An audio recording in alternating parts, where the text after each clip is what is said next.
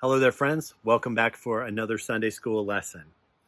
You might remember that in these weeks after Easter, we're taking a little time to look at the story of Easter, but from the perspective of some of Jesus's friends and from the disciples and other people that were with Jesus, because from them we can learn a lot about not just about the resurrection story, but we can also learn a lot about ideas of friendship and about being a disciple and following Jesus.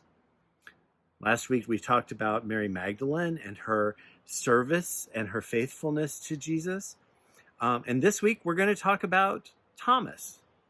Now, Thomas was in our gospel story last week. So if you heard the children's sermon last week, you heard a little bit about Thomas. And there's a little bit there that I think we should scratch at today. See, we don't hear too much about Thomas as a disciple. There aren't a whole lot of times that he appears in the words of the Bible.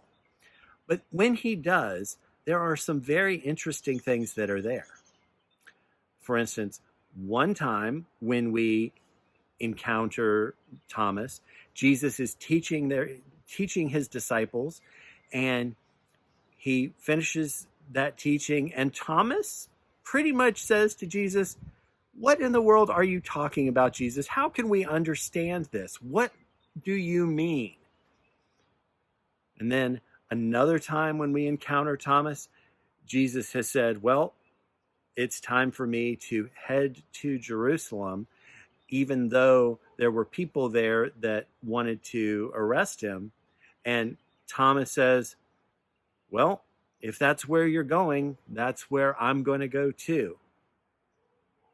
And then the third time we find we find Thomas in the scriptures, it's the story that we heard last week, where after Jesus died and he was resurrected, he appears to most of the disciples, but Thomas isn't there. And Thomas, in seeing all of the other disciples celebrating that Jesus was alive and telling him, "We've seen the Lord," and Thomas says, "That's great, but until I can touch Jesus, until I can see him, I'm just not sure that I could believe." And a lot of times people just think of that last story, but they don't think about those three separate stories that we see about Thomas. But when we look at that story, I think it tells us something important as disciples.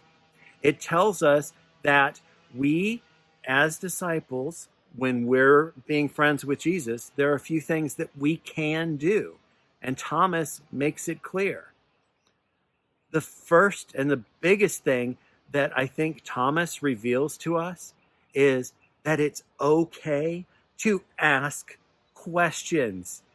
It's okay to say, "You know what? I don't understand." Or to say, "You know what? I'm not sure what to think right now." Thomas was one of the people closest to Jesus. And he did that, as far as we know, he did that all the time to Jesus. He said, "Wait a minute, I don't understand. Explain it to me. Show me. Help me to see it."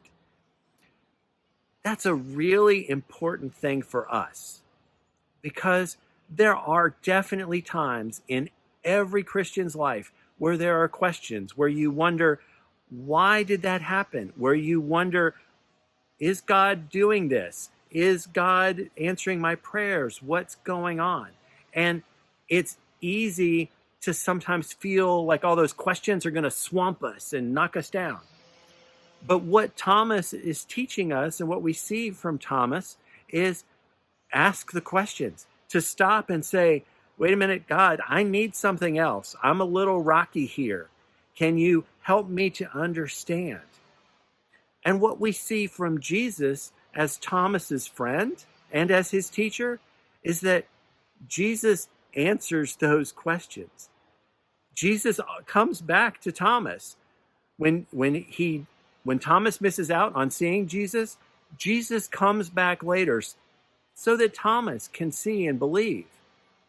When he asked questions about what Jesus was teaching, Jesus went on to try to explain it differently to him. Jesus wants us to understand. Jesus doesn't want us to be lost in questions and uncertain of things. Jesus wants us to know. But the key to that is that we have to ask questions. We have to explore. We can't just stop and say, okay, well, I believe in Jesus. That's all I need to know. No, there's so much more. And as Jesus and Thomas, as teacher and as student, and as friends, and as master and disciple, they show us that it's okay and it's important to ask questions and to talk to God about what you need so that your faith is okay. So don't just think about Thomas as the one who always had doubts, but instead think about Thomas as the one who was brave enough to stop and to ask the question and to tell God, this is what I need, help me. And when he did, God answered. And I'm pretty sure that when you have questions, if you start asking and exploring, God will lead you to people who can help answer those questions too. So, we have a little activity video coming up. It's a little bit of a game. So I hope that you will check into the next video because it might help us to understand a little more about how we believe in things that maybe we don't fully see. So, thanks so much. Enjoy the activity video, and we'll see you next week. Bye.